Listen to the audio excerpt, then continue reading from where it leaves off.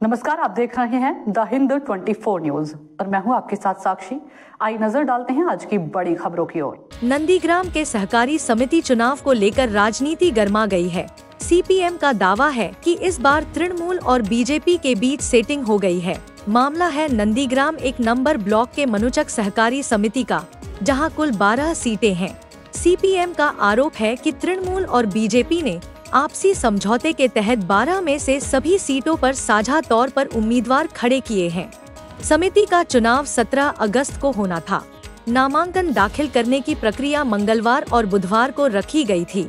बुधवार दोपहर 2 बजे नामांकन का समय खत्म होने के बाद देखा गया कि कुल 12 नामांकन ही दाखिल हुए हैं। ऐसे में मतदान की जरूरत नहीं पड़ी, सभी उम्मीदवार निर्विरोध जीत गए।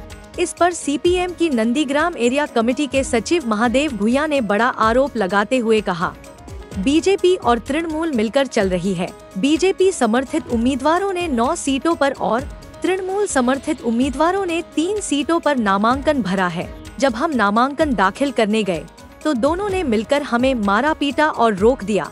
हालांकि स्थानीय बीजेपी नेतृत्व ने इस सेटिंग के आरोप से इनकार किया है, लेकिन खुद नंदीग्राम 1 मंडल के बीजेपी अध्यक्ष धनंजय घड़ा ने स्वीकार किया है कि उनकी पार्टी समर्थित उम्मीदवारों ने 9 सीटों पर नामांकन दाखिल किया है। उनका तर्क है, सहकारी चुनावों में राजनीतिक पार्टी का चुनाव चिन्ह नहीं होता, इसलिए स्थानीय स्तर पर सदस्य बैठकर निर्णय लेते हैं। इस बार हमारे समर्थकों ने 9 सीटों पर उम्मीदवार खड़े किए और हमने सभी में जीत हासिल की है। समिति अब हमारे नियंत्रण में है। तृणमूल की ओर से भी यह तर्क दिया गया है कि चुनावी खर्च बचाने के लिए सहकारी समिति के सदस्यों ने आपस में चर्चा कर यह फैसला लिया। ब्लॉक स्तर के तृणमूल नेताओं का कहना है, जो लोग चुने गए हैं उनमें हमारे सदस्य भी हो सकते हैं, लेकिन हर जगह उनकी राजनीतिक पहचान जाहिर नहीं होती।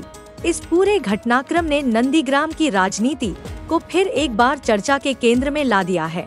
মোট 12টা নমিনেশন সেখানে ফাইল হয়েছে। বিজেপি দাবি করছে তাদের সমর্থকও রয়েছে 9টি আসনে এবং বাকি অন্যান্য দলের ক্ষেত্রে 3টে।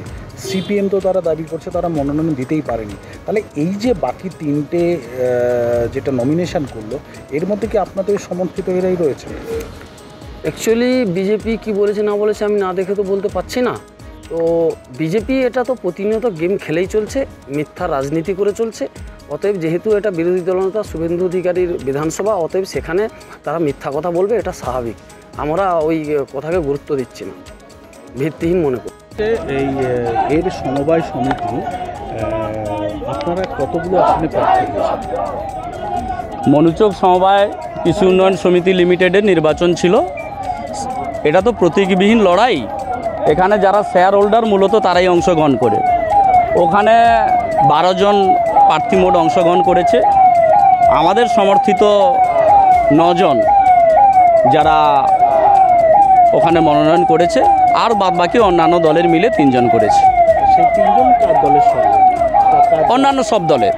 আমি আমার দলের কথাটাই বলবো। আমার দলের ভারতীয় জনতা পার্টির সমর্থিত প্রার্থী 9টি আসনে প্রতিদ্বন্দ্বিতা করছে, আর বাদবাকি যারা বিরোধী দল সহ অন্যান্য দল মোট 3 জন ওই করেছে।